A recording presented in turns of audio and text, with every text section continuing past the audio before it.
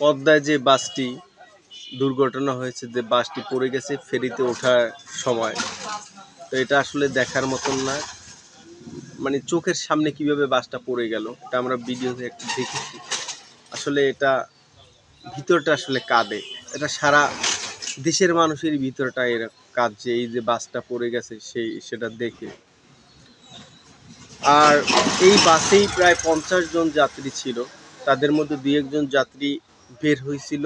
আমরাই অনেক সময় দেখা যায় ফেরিতে যখন গাড়ি ওঠে আমরা 2-1 জন অনেক সময় নেমে যাই, যে একটু দেখি নেমে, অন্তত জার্নি করতে করতে ক্লান্ত হয়ে গেছে, একটু বাহিরে বের হয়ে একটু খোলা বাতাস খায়, অনেকে অসুস্থ হয়ে যায়, এই জন্য বের হয়ে গেছে।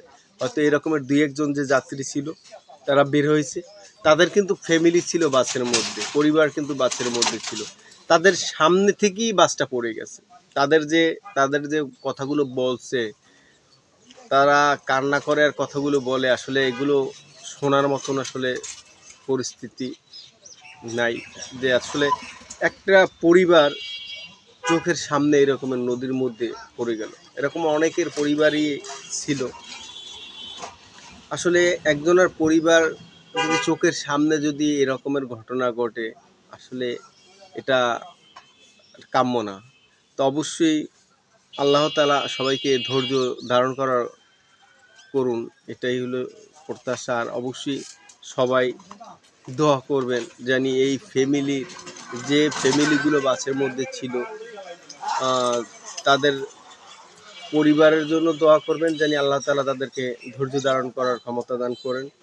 এবং আমরা হলো বিশেষ করে যে বাস ড্রাইভার, তাদের উদ্দেশ্যে বলবো যে এটা বাস ড্রাইভারের কোনো গাফিলতি ছিল, আল্লাহ তাআলাই ভালো জানেন যে কি হয়েছিল। তো অবশ্যই যারা ড্রাইভারি করেন, যারা গাড়ি চালান, তাদের একটা জিনিস যদি একটু আপনারা মাথায় রাখেন, হয়তোবা অ্যাক্সিডেন্টগুলো একটু কম হওয়ার সম্ভাবনা থাকবে।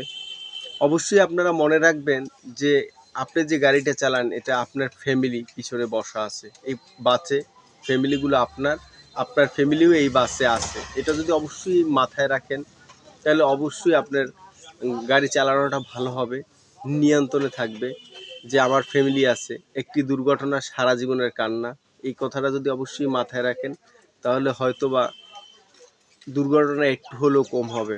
তো এটা সকল ড্রাইভারদের উদ্দেশ্যে বলবো, এই কথাটা অবশ্যই মাথায় রাখবেন। যদিও আমি মনে করি যে কোনো ব্যক্তি চায় না যে আমার দ্বারা একটা অ্যাক্সিডেন্ট হোক, আমার দ্বারা একটা লোক কষ্ট পাক, আমার দ্বারা একটা ফ্যামিলি ধ্বংস হয়ে যাক, কোনো ব্যক্তিই চায় না।